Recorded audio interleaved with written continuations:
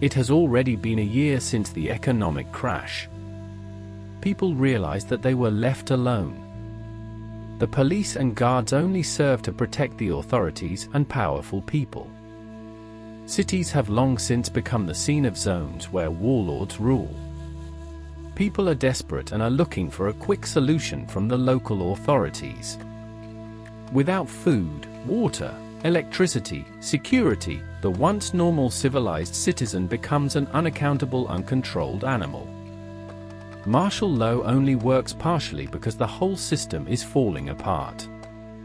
It will be especially difficult for families with small children and pregnant women. The streets of the cities will not be a nice place for them in those days. Godlessness in the last days in Bible in 2 Timothy 3 says, "But understand this, that in the last days there will come times of difficulty. For people will be lovers of self, lovers of money, proud, arrogant, abusive, disobedient to their parents, ungrateful, unholy, heartless, unappeasable, slanderous, without self-control, brutal, not loving good, treacherous, reckless, swollen with conceit, lovers of pleasure rather than lovers of God, having the appearance of godliness, but denying its power. Avoid such people."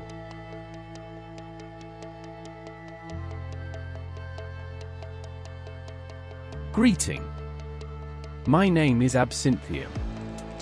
A man who was left behind, and felt on his own skin all the events in John's Revelation. In this episode, we will talk about relationships within the family, within friendships and interpersonal relationships. In the shadow of major global events, there will be divisions among people. At first, it will seem like a difference of opinion.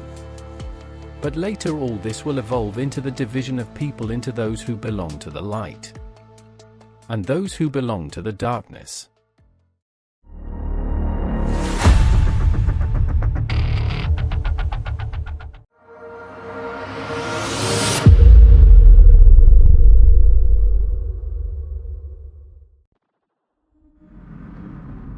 Unrelated to the current situation of economic collapse and its consequences at the same time. Okay, maybe a little earlier. Something will happen between people on a spiritual level. The division will begin among those who will begin the process of spiritual awakening, and on those who will try to prevent it. What's worst? Divisions will begin within the family.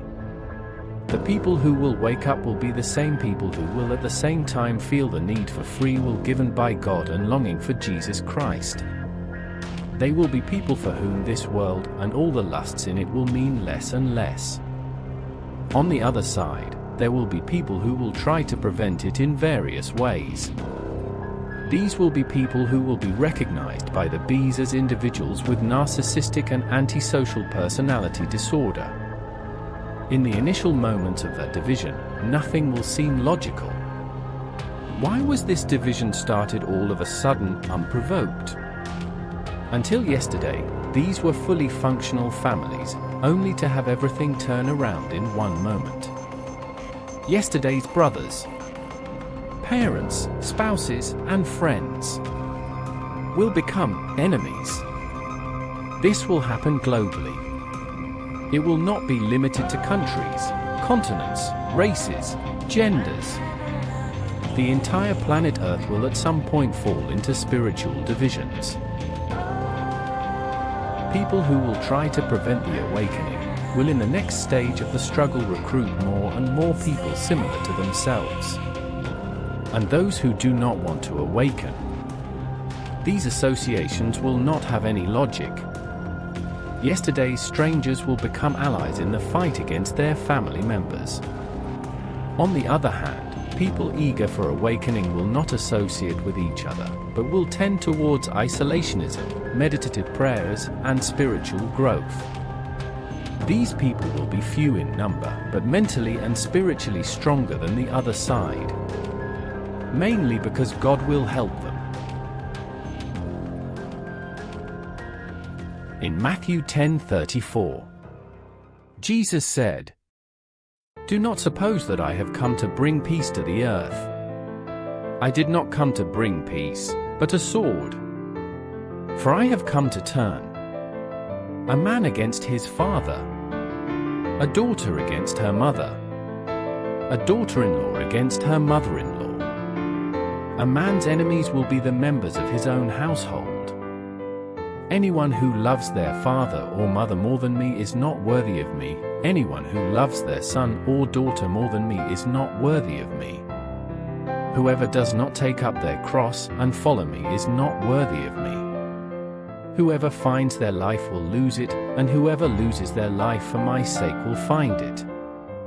Anyone who welcomes you welcomes me, and anyone who welcomes me welcomes the one who sent me. Whoever welcomes a prophet as a prophet will receive a prophet's reward, and whoever welcomes a righteous person as a righteous person will receive a righteous person's reward. And if anyone gives even a cup of cold water to one of these little ones who is my disciple, truly I tell you, that person will certainly not lose their reward."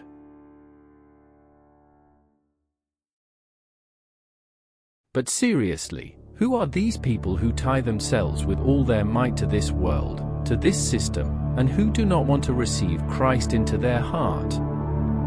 Where did they get the knowledge and power to network into a matrix, into a collective? Why do they always have the same uniform behavior? Lying, manipulation, gaslighting, destruction and callousness. These same people mostly concentrate in places where they can more easily influence the environment. They gather in state institutions, religious communities, and educational institutions. They are often politicians and the leaders of these same communities. Very often they present themselves as very religious people, philanthropists, and animal lovers. At the same time, they conceal their spiritual character of a wolf in sheep's clothing. In Matthew 23:27, Jesus said, "Woe to you, teachers of the law and Pharisees, you hypocrites! You are like whitewashed tombs, which look beautiful on the outside, but on the inside are full of the bones of the dead and everything unclean. In the same way, on the outside you appear to people as righteous, but on the inside you are full of hypocrisy and wickedness. Woe to you, teachers of the law and Pharisees, you hypocrites!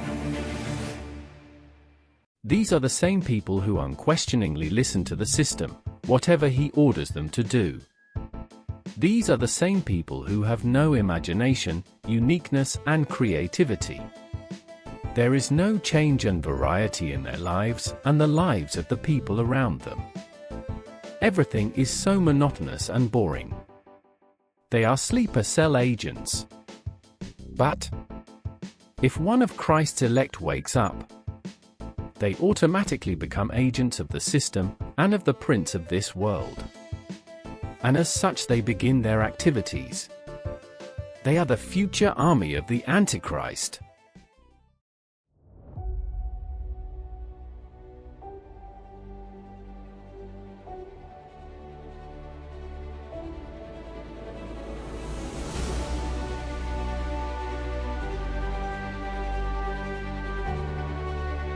And what about the chosen ones at the same time?